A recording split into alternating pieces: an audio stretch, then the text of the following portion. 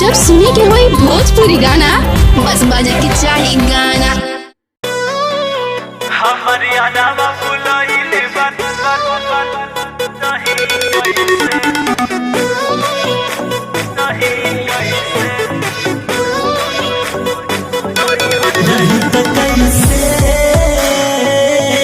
सही त कैसे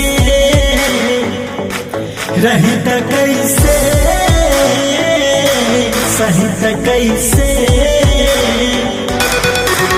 सखी दिलावा के बतिया कहीं कैसे दुख होला बर्दाश्त न सही कैसे सखी दिलावा के बतिया कहीं कैसे दुख होला बर्दाश्त न सही कैसे हमर यारा बुलाइले बनाई हत ससुर रही कैसे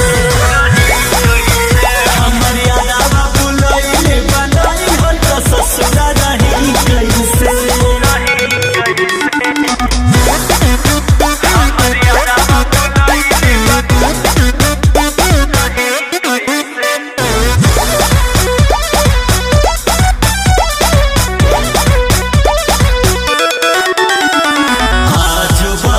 कर प्यार के असर दिल में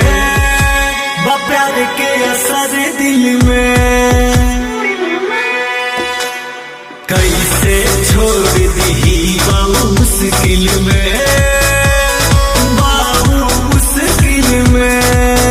बात हमारा से कहले मारो रोके ना जाई तो होई उनका से धोखे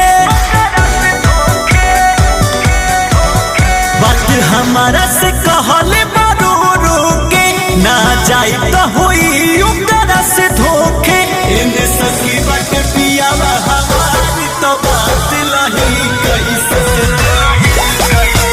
हमर यारा बुलाइले बनाई हट ससुर रही कैसे हमर यारा बुलाइले बनाई ससुर रही